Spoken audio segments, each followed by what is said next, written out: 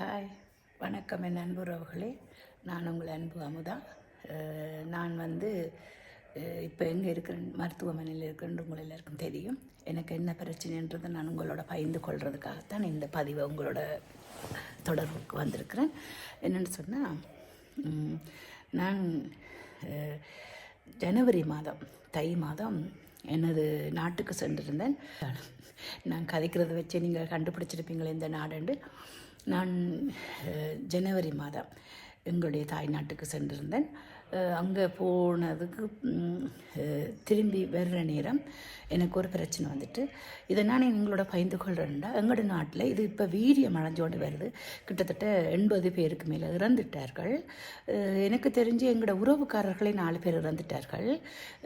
இன்னும் ஒரு 5-6 பேர் மருத்துவமனையில் இருக்கிறோம்.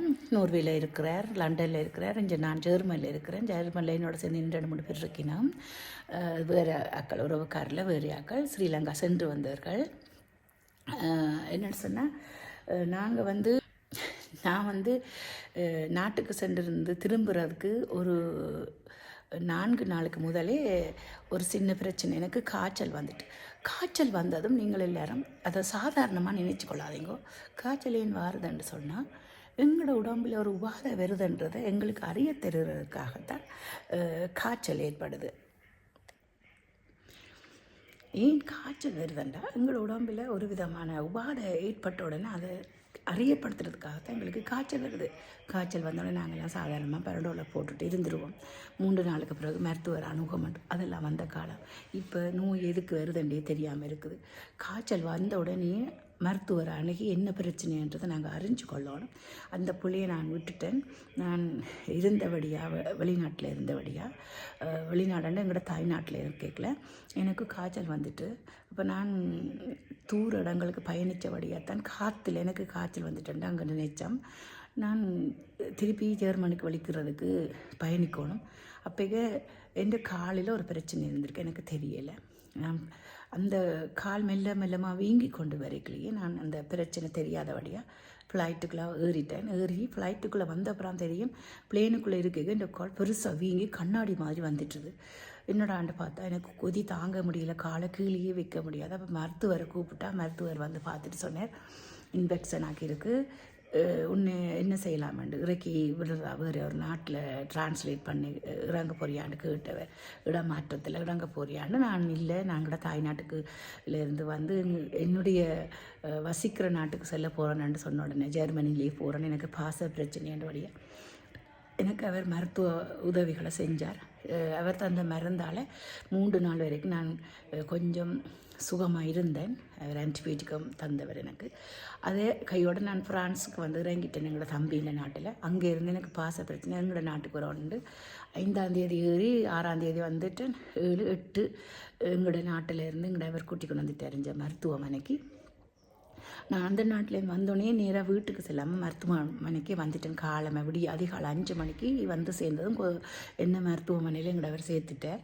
இங்கே வந்தால் எமர்ஜென்சி இதுக்குள்ள உடனே எடுத்துக்கொண்டு என்ன பிரச்சனைன்னு பார்த்தா, என் காலை ஸ்கேன் பண்ணி பார்த்து டாக்டர் உடனே சொன்னார், உண்ட காலுக்குள்ளே நீரால் ஒரு விதமான பாக்டீரியான்னு உள்சென்றிருக்கு. அந்த கிருமி, அந்த நீருக்குள்ளே இருந்த கிருமி உண்ட காலில் ஃபுல்லாக வளர்ச்சி அடைஞ்சோண்டே இருக்குது. அதால் உனக்கு காய்ச்சல் வந்திருக்கு, நீ ஏன் கவனம் இல்லாமல் இருந்தானே. இந்த கிருமி வீரியம் அடைஞ்சோண்டு இருக்குது. இதுக்கும் நான் ஒன்று எம்ஆர்டி ஸ்கேன் எடுத்து பார்க்குறேன்டா, எலக்ட்ரானிக் இதுக்குள்ளே விட்டு என்ன ஸ்கேன் எடுத்து பார்த்துட்டு சீரியஸாக இருக்குது. 3 விதமான பாக்டீரியானோட காலுக்கு இருக்காண்டு ஸ்கேனில் காட்டுது.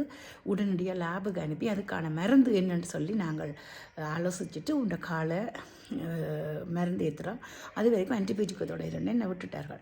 8ஆம் தேதியிலேருந்து இன்று வரைக்கும் இப்போ வரைக்கும் நான் மருத்துவமனையிலான் இருக்கிறேன். இப்போ பிப்ரவரி மாசி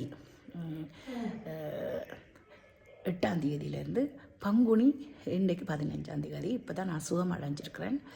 இவ்வளவு காலம் நான் மருத்துவமனையில் தான் இருந்தேன். நான் எனக்கு இந்த காலுக்கு ஒரு நாளைக்கு 100 மில்லிகிராம் மருந்து, 200 மில்லிகிராம் மருந்து, 9 போத்தில் மருந்து ஏற்றுவார்கள். 3 விதமான மருந்து, பெரஸ்டமோல், ஆன்டிபயோட்டிக்கம் அண்ட் கிருமி அழிக்கிறதுக்கான ஒரு மருந்து. அந்த பேர் எனக்கு ஞாபகம் இல்லை. 3 விதமான மருந்து எனக்கு ஏற்றுவினோம். அந்த 3 விதமான மருந்து 9 போத்தில் ஏறும் ஒரு நாளைக்கு. 15 நாட்கள் 9 போத்தில் மருந்து. அந்த 9 போத்தில் மருந்து ஏற்றுற நாளில் 2 குளுக்கோஸ் போத்திலும் தண்ணி, எனக்கு நீர் தேவைன்னு சொல்லி தண்ணியும் ஏற்றுவார்கள் அதோடு சேர்த்து.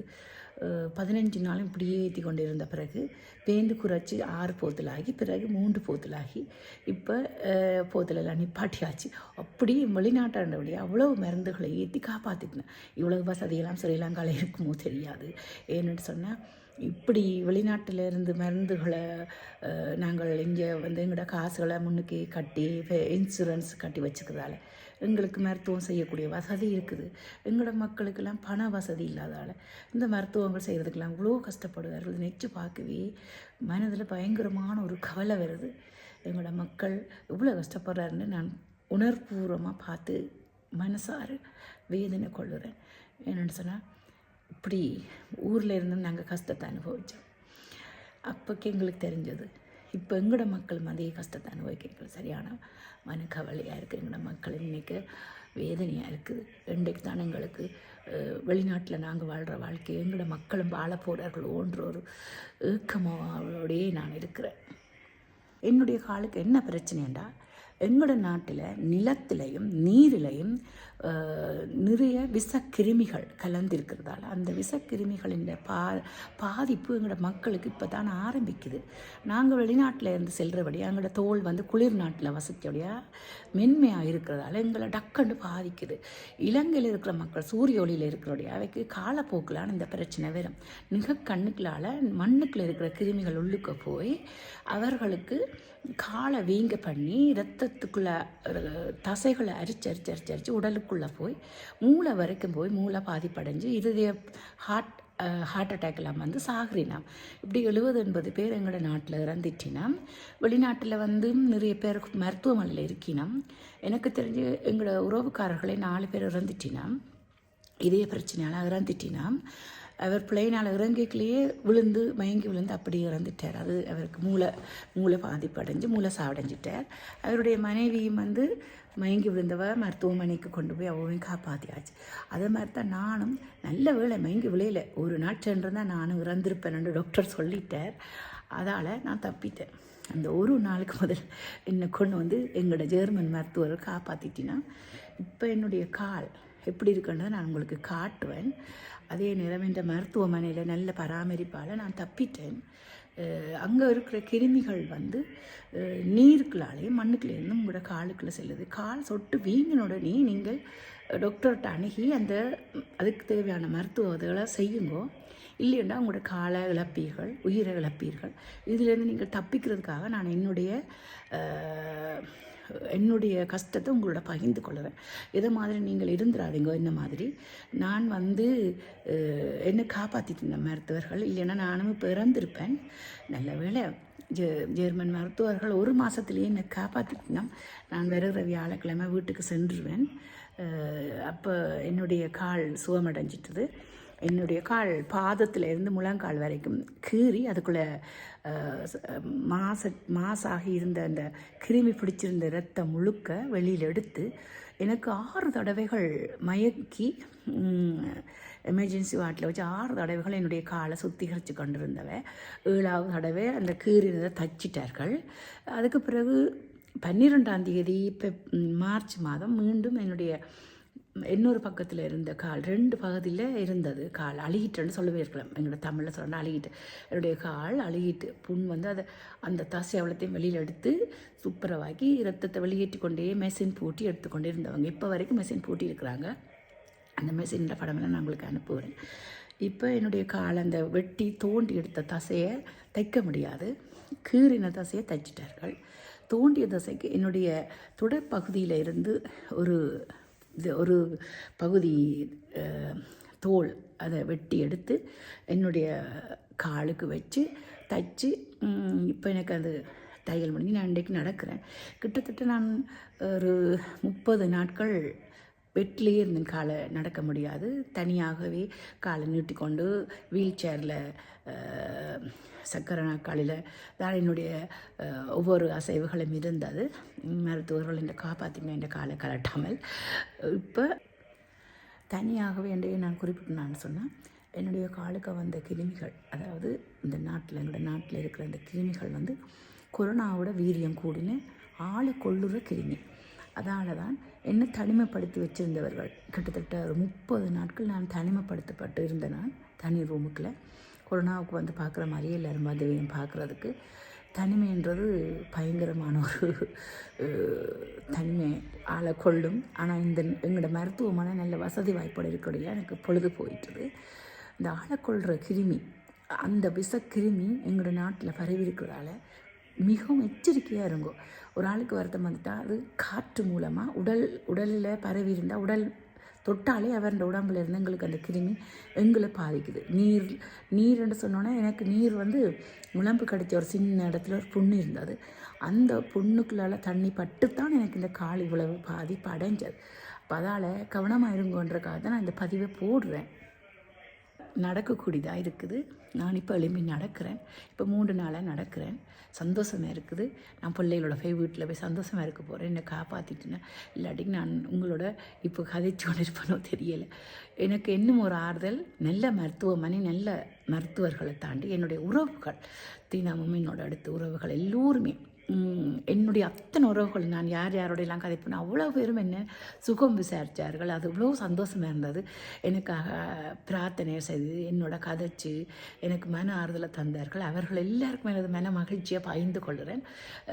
இன்றைக்கு நான் உயிரோடு இருக்கிற என் உறவுகளும் மருத்துவர்களோட உதவியோடையும் சேர்ந்து எல்லோருக்கும் மிக்க மகிழ்ச்சி நன்றிகளையும் தெரிவித்து கொண்டு, உறவுகளே கவனமாக இருங்கோ. நீங்களும் இப்படியான பிரச்சனையிலேருந்து உங்களை காப்பாற்றுறதுக்காக தான் நான் இந்த பதிவை போடுறேன். என்னுடைய காலின்ற பதிவுகளை நான் போடுறேன்.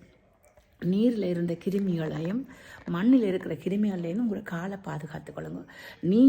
நீரடியாக கிணற்றிலேருந்து பாவிக்காதீங்க. அதுக்கு இருக்கிற கிருமி, அதாவது நீங்கள் கிணறு இறைச்சா கிருமி போயிடும் நினைக்காதீங்க. ஏன்னா நிலத்தின் ஊடாக எங்களோட நாட்டுக்கு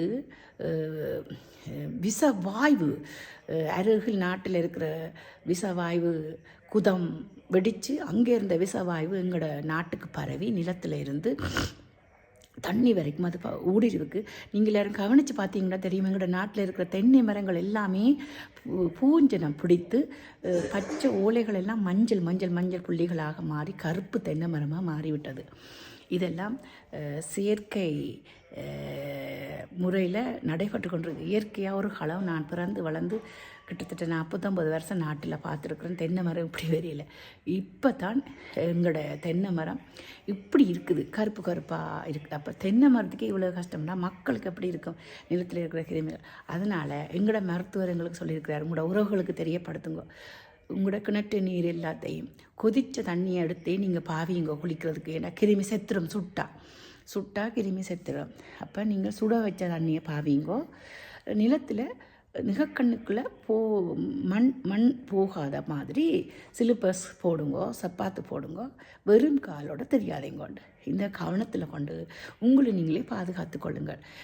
எங்களோட நாட்டின் நிலவரம் இப்போ வலு மோசமாக போயிட்டு, ஒரு காலத்தில் நாங்கள் போரால் பாடுபட்டோம், நிம்மதியாக வாழ்ந்தோம். இப்போ போர் இல்லை, மருத்துவ வசதிகள் குறைபாட்டாலேயே நாங்கள் பாதி பேர் இறந்து கொண்டிருக்கிறோம். உறவுகளே, அந்த காய்ச்சல் இந்த காய்ச்சல் சிக்கன் குனியா எலி காய்ச்சல்ன்ட்டு சொல்கிறாங்க. இப்படியும் இருக்குது, நுழம்பாலையும் காய்ச்சல் வருதுன்னு பார்த்தா இப்போ நிலத்தில் நிறைய கிருமிகள் ஊடுருவி இருக்குது. நீங்கள் அதை என்னென்று கண்கொற்று கொள்கிறேன்டா. நாங்கள் பிறந்து வளர்ந்த காலத்தில் அட்டையெல்லாம் இருந்தது தான். ஆனால் அட்டைகள் இவ்வளவு வீரியமாக நீங்கள் கண்டிருக்க மாட்டீங்க. இப்போ பார்த்தீங்கள்டா எங்கே பார்த்தாலும் அட்டை குவியல்களே இருக்குது. அட்டை குவியல்கள் வந்தாலே நிலத்தில் பாக்டீரியம் கூடினதான் அட்டை வளர்ச்சி அடையும். அட்டை வந்து எங்களோட விவசாயத்தை அழிக்கும். அந்த விவசாயங்களை அழிக்கிறதுக்காகவே இது ஏவப்பட்டிருக்கோன்ற ஒரு சந்தேகம் கூட எனக்கு தோணிச்சுது. ஏனெண்டா அட்டையை பற்றி பார்த்தா அட்டைன்ற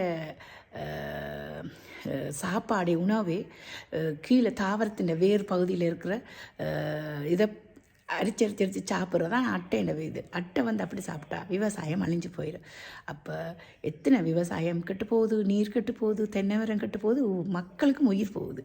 எங்களோட நாட்டில் இவ்வளவு கஷ்டங்களை நாங்கள் அனுபவிக்கிறோம்ன்றதை நிச்சு பார்க்கவே பயங்கரமாக இருக்கிறது. ஏன் இப்படி எங்களுக்கெல்லாம் வந்ததோ தெரியலை. கடவுளே, மக்களே, இருக்கிற உயிரை பாதுகாத்து கொள்ளுங்க. உறவுகள் எல்லோரும் சந்தோஷமாக இருக்கணும். நோய்வாய்ப்பட்டு இருக்காமல் உங்களை நீங்களே பாதுகாக்கிறதுக்காக என்னுடைய பதிவை போடுறேன். மக்களே, இது எனக்கு நடந்த உண்மையை உங்களோட பகிர்ந்து கொள்கிறேன். என்னுடைய கால் படங்களையெல்லாம் உங்களுக்கு காட்டுறேன். நீங்கள் என்னை பார்த்து இது பாருங்கள். என்னுடைய காலை